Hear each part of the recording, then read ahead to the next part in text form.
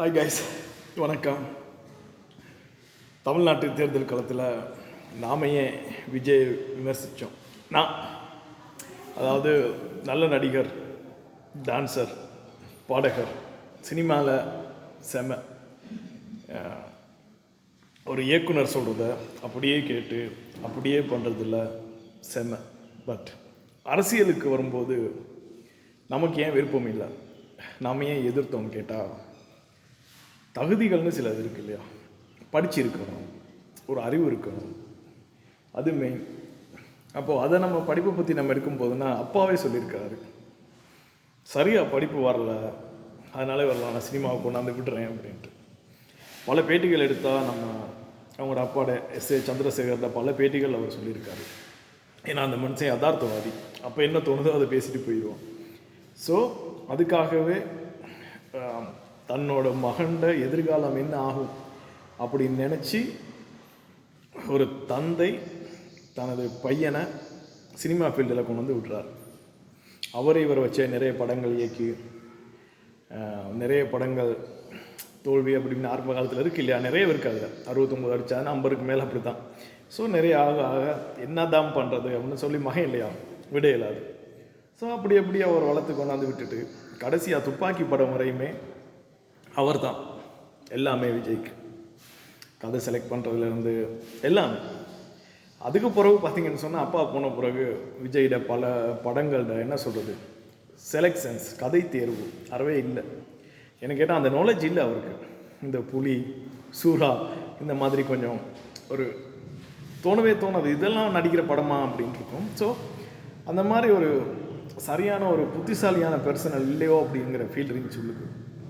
Right, okay, மக்கள்கிட்ட விருப்பம், மக்கள்கிட்ட ஆதரவு, சிஎம் அன்னைக்கு ஆசைப்பட்டார், ரைட், ஓகே அப்படின்னு சொல்லிட்டு இப்போது அந்த கல்வி அறிவுங்கிறது ஒன்று இல்லாட்டி அனுபவம், வெளியில் தேடுறது, படிக்கிறது அப்படின்னு சொல்லி நிறைய இருக்குன்னு நம்ம எதிர்பார்த்தோம். அப்போது இப்போ சில பேருக்கு அறவே எழுத தெரியாது. இப்போ நமக்கெல்லாம் நிறைய பேரே தெரியும், எழுத்து என்னன்னு தெரியாது. பட் கேள்வி ஞானம், கேட்குறது, பார்க்குறது அப்படிங்கிறதுக்குள்ள எது உண்மை எது பொய்ன்னு சொல்லி நிறைய விமர்சனங்கள் பண்ணவும் அதுக்கான தகுதி அவங்களுக்கு இருக்கும். பட் விஜயை பொறுத்தவரை எதுவுமே இல்லைன்னு தோணுது. ஏன்னா ஸ்பீச்சாக இருக்கட்டும், திமுக தான் அப்படின்னு எதிர்த்தார் திராவிடம்.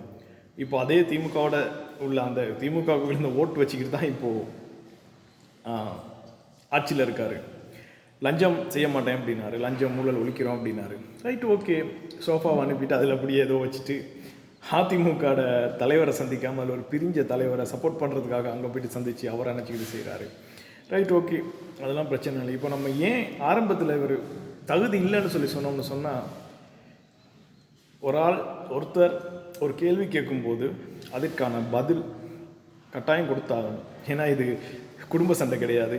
மக்கள் ஓட்டு போட்டு ஒரு மாநிலத்தையே ஒரு 8 கோடி பேருக்கு ஒரு முதல் அமைச்சராக நியமிச்சிருக்காங்க. ஸோ கேள்விகள் கேட்கும்போது அதற்கான பதில் வரணும். இப்போ சட்டமன்றத்தில் பார்த்தீங்கன்னு சொன்னால், தமிழ்நாடு சட்டமன்றத்தில் பார்த்தீங்கன்னு சொன்னால் உட்காந்துருக்கிறாரு, ஒரு பொம்மை மாதிரி உட்காந்துருக்காரு. உட்காந்துக்கிட்டு உதயநிதியாக இருக்கட்டும், பிரேமலதா விஜயகாந்தாக இருக்கட்டும், அந்த கேள்வி கேட்குறாங்க. கேட்கும்போது அதுக்கான எந்த ரியாக்ஷனும் இல்லை, அப்படியே ஒன்றுமே இல்லை. எழும்புறாரு, பதில் சொல்லுவார்னு பார்த்தா எப்பயோ எழுதிக்கிட்டு வந்ததை வச்சு வச்சுக்கிட்டு இருக்காரு. ஸோ இது எங்கே போய் நிற்கும்னு தெரியல. அதே மாதிரி சட்டசபையில் வச்ச கேள்விகளுக்கு வீட்டில் போயிட்டு சமூக வலைத்தளம் மூடாக ஒரு 10-15 பக்கம் பதில் கொடுக்குறாரு. இது பார்க்க போனால் இது இவர் பண்ணுறது இல்லை, யாரோ பின்னுக்கு இருந்து ஏற்கிறாங்க. இந்த கைபொம்மையாக நம்ம இருக்கக்கூடாது. அந்த கைபொம்மையாக இன்றைக்கி விஜய் இருக்கிறாரு. இப்போது நம்ம இப்போ நிறைய மாசு எதிர்பார்த்தோம் இல்லையா? படங்களில் ஃபேஸ் டு ஃபேஸ் பேசுகிறதா இருக்கட்டும், அந்த சண்டையாக இருக்கட்டும், ஃபைட் சீனாக இருக்கட்டும், ஏழைகள் கொண்டு நாள் துடிக்கிறதா இருக்கட்டும், எக்ஸட்ரா எதுவுமே இல்லை. ஒரு ஒன்றுமே தெரியாத ஒரு ஜீவனை கொண்டு போய்ட்டு சட்டமன்றத்தில் உட்கார வச்சுட்டு திருன்னு முழிக்கிறத பார்க்குறப்போ முடியல. அந்த ஒரு மனுஷனை என்ன சொல்கிறது, ஒரு திரையில் பார்த்துட்டு மாசா கெத்தாக பார்த்துட்டு, டே இவனாடா ஒன்றும் இல்லாமல் உட்காந்துருக்கானே அப்படின்னு வரும்போது செம்ம ஃபீலாக இருக்குது. அது என்ன சொல்கிறது, ஒரு கஷ்டமான நிலைமையில் இருக்கார் விஜய். அதை விட பார்க்குற நமக்கு கஷ்டமாக இருக்குது. அது மட்டும்னு சொன்னால், சார் கேட்குற கேள்விகளுக்கு தான் உனக்கு சொல்ல இல்லை, ரைட் விடுங்க. ஒரு என்ன சொல்கிறது, ஒரு கூட்டம் நடக்குது, ஒரு ஆய்வு கூட்டம், இல்லாட்டி நம்ம அடுத்து என்ன பண்ணணும்னு சொல்ல ஒரு எதிர்கால திட்டத்தை பற்றிய கூட்டம் நடக்குது. அப்படியே உட்காந்துக்கிட்டு இப்படியே இருக்கிறாரு. டேய், நீ தான்டா முடிவு எடுக்க வேண்டியவன், நீ தான்டா பேசணும், என்ன செய்யணும் எது செய்யணும்னு சொல்லிட்டு. ஸோ இப்படி ஒரு என்ன சொல்கிறது, ஒரு ஒன்றுமே முடியாமல் இப்படி ஒரு அரசியல் விஜய்க்கு தேவையானு கேட்டால் விஜய்க்கு சத்தியமாக தேவையில்லை. அதை போட்ட விஜய்க்கு ஓட் பண்ண ஃபேன்ஸ், விஜய் ஃபேன்ஸ் உலகத்தில் இருக்க நிறைய பேருக்கு ஒரு என்ன சொல்கிறது, இந்நேரம் மனசில் ஒரு நெருடல் வந்திருக்கும். என்னடா நம்ம மாஸ் லீடர் இப்படி இருக்காரு, இப்படி ஒருத்தருக்கா நம்ம ஓட் பண்ணோம் அப்படிங்கிற எண்ணம் வந்திருக்கும். பட் அதான் ரியல். ஏன்னா அவரால் சுயமாக எதையுமே யோசித்து செய்ய இயலாது, அந்த டேலண்ட்டும் ஆளுக்கு இல்லை. ஸோ வெளியில் இருந்துட்டு விஜய் களவெடுத்தாரா பொய்ய சொல்கிறாரான்னு தெரியாது. பட் சுற்றி இருக்கவனுங்க அவ்வளோ பேர் இப்போ அது ஒரிஜினலாக சொல்லவே தேவையில்லை. தமிழ்நாட்டில் லாட்ரி சீட்டுங்கிறது ஒன்று கிடையாது, தடை செய்யப்பட்டது. ஆனால் இப்போ விற்க துவங்கிட்டானுங்க.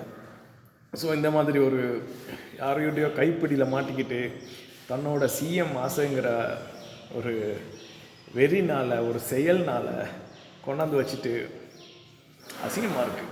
இப்போது பதவி ஆசை அது எங்கே கொண்டாந்து விட்டுருக்குன்னு சொன்னால் முடியலை. இப்போ நம்ம பார்த்தோம், சுற்றி உள்ள மதுக்கடைகள், சுதாரண பாடசாலை, ஹாஸ்பிட்டல்ஸ், அந்த மாதிரி புனித தலங்களில் சுற்றி உள்ள மதுக்கடைகளை க்ளோஸ் பண்ண சொல்லிட்டு, அப்போ ஒரு பொண்ணு போடுது வீடியோ, இந்த மூடிட்டானுங்க அப்படின்னு பார்த்தா மூடலை, அது அப்படியே தான் இருக்குது. அதே மாதிரி ஒரு அமைச்சர்னு சொல்லல, அது எம்எல்ஏ தெரிவு செய்யப்பட்டவர் உறுப்பினர், சட்டசபை உறுப்பினர் ஒருத்தர் சொல்கிறாரு, நான் செருப்பு இல்லாமல் நடந்து வரேன், ஏழை குடும்பம் அப்படி இப்படின்னு பார்த்தா இன்ஸ்டாவில் 10 லட்சத்துக்கு மேலே லைக்கு, ஐயோ ஷேர்ஸு பார்க்கல. நானும் ஒரு நிமிஷம் பார்த்துட்டு என்னடா இப்படி ஒருத்தனுக்கு விஜய் சப்போர்ட் பண்ணியிருக்காரா. அப்போ ஒரு தொகுதிக்கு செலவு பண்ணுறதுக்கு ஒரு 20-30 கோடி காசு வேணும்னால எங்கே போனால் அந்த காசுன்னு அப்படின்னு யோசிக்கும் போது தான் அதை சொல்கிறாரு இல்லையா, நான் கஷ்டப்பட்ட ஃபேமிலியிலேருந்து வந்தவன் அப்படின்னு செருப்பு இல்லாமல் நடக்கிறதுன்னு. அவ்வளவும் நாடகம். அவர் என்னது தேர்தல் ஆணையத்துக்கு கொடுத்துருக்காரு, எனக்கு இவ்வளோ சொத்து இருக்குன்னு. அவருக்கு வெள்ளியில் மட்டும் 25 லட்சம் ரூபா சொத்து இருக்குது. வெள்ளி பொருள் மட்டும் 25 லட்சம் ரூபாய்க்கு சொத்து இருக்குது. ஒரு 3-4 வீடு இருக்குது. இது என்ன பண்ணுறாங்கன்னு கேட்டால், அந்த விஜய்ட ஃபேன்ஸுன்னு தான் அவனுங்க அந்த தெரியாமல் பண்ணுறாங்க. ஒரு மாஃபியான்னு ஒரு கும்பல் இயங்குது. இன்ஸ்டாவில் மட்டும் 60 லட்சம் ஃபேக் ஐடி இருக்குது. ஃபேக் ஐடினா இன்ஸ்டா வச்சுருக்காங்க. அதில் அவ்வளோ பேர் ஷேர் பண்ணுறது. அப்புறம் பொய்யை சொல்லி போக எல்லாம் உண்மையாக ஆகிக்கிட்டே போகுது. இதில் என்ன கவலைன்னு கேட்டால், அந்த ஸ்கூல் போன பசங்க இருக்கானுங்களா, படித்தவனுங்க, பெரிய தொழிலில் உள்ளவனுங்க எல்லாம் இதுக்கு ஏமாந்துட்டு. இப்போ சொன்னார் எலெக்ஷனுக்கு முன்னுக்கு என்ன சொன்னார், 2500 ரூபா கொடுக்குறேங்கிறாரு, 6 சிலிண்டர் கொடுத்தேங்கிறாரு. பதவி ஏற்கும்போது சொல்கிறாரு கஜானா காலிங்க. டேய், அதைத்தானேடா மற்ற கட்சி அதிமுகவாக இருக்கட்டும், பாமகவாக இருக்கட்டும், அதிமுகவாக இருக்கட்டும், நாம் தமிழராக இருக்கட்டும், அவ்வளோ பேர் சொன்னான். அப்போயெல்லாம் நான் தாரேன்னு கத்திட்டு வந்தவனை கஜானா காலினா என்ன நாடகம் இது? யாரை ஏமாத்துறீங்க தெரியல. பட் விஜயால் அரசை கொண்டு போகலாம் அப்படின்னா சந்தேகம். பட் விஜய தனியாக சுயேட்சையாக யோசிச்சு சிந்திச்சு முடிவெடுத்தால் நல்லாயிருக்கும். ஏன்னு கேட்டால் நிறைய பேர் படிக்கலை அப்படி இப்படின்னு நிறைய பேர் சொல்கிறோம். பட் அறிவுத்திறன், கேள்வி ஞானம், பார்க்குறது கேட்குறத வச்சு நிறைய பேசலாம். இப்போ நம்ம நாட்டிலலாம் நிறைய அரசியல்வாதிகள் பார்க்குறோம். ஸ்பீச் என்னது, இந்த சாமரசம் பத்தா இருக்கட்டும், அர்ச்சுனாவாக இருக்கட்டும், விமல் வீரவன்சியாக இருக்கட்டும், பேசுகிறது சரியாக பிள்ளையான்னு நம்ம தெரியாது. பட் அந்த பேச்சு கேட்குறதுக்கு பதில் ஒரு பொய்யை கூட உண்மையை அப்படியே நிரூபிக்கிற அளவுக்கு டேலண்ட் ஆனவங்க இருக்கும்போது விஜய் அப்படியே இப்படி கம்முன்னு இப்படி உட்காந்துக்கிட்டு அப்படின்னு இருக்கிறதுக்கு பார்க்க கஷ்டமாக இருக்குது. ஸோ கைஸ், இது விஜய் ஃபேன்ஸ்க்காக நான் போடுற வீடியோன்னு இல்லை. பட் விஜய் இப்படி பார்க்க இயலலை அப்படிங்கிற ஒரு ஆதங்கம்னா விஜய் ஃபேன் கிடையாது. பட்டு ஒரு மனுஷன் இப்படி பார்க்க இல்லை, திரையில் காலை தூக்கி கையை தூக்கி அங்கே எப்படின்னு ஆடிட்டு எல்லாம் பார்த்துட்டு ஒருத்தனை இப்படி டம்மி பீஸாக உட்கார வச்சுருக்குது. டேய் விஜய் ஃபேன்ஸ், நீங்கள் அசிங்கப்படணும்டா. ஒரு மனுஷனை இப்படி கொண்டு போயிட்டு வர்த்து இல்லைங்கிற இலக்கில் கொண்டாந்து நிப்பாட்டிட்டு அந்த மனுஷனை அசிங்கப்படுத்திட்டீங்க. கஷ்டமாக இருக்குது. என்ன சொல்கிறது தெரியல, என்ன சொல்கிறதுன்னு ஃபீல் பண்ண வேண்டிய ஒரு விஷயம். வெத்தினது சந்தோஷப்பட்டோமே, இனி அவர் இருக்க ஒவ்வொரு நாள் அசிங்கப்பட்டுக்கிட்டு இருக்காருங்கிறது எல்லாருக்கும் அசிங்கம், குறிப்பாக விஜய் ஃபேன்ஸ் உங்களுக்கு.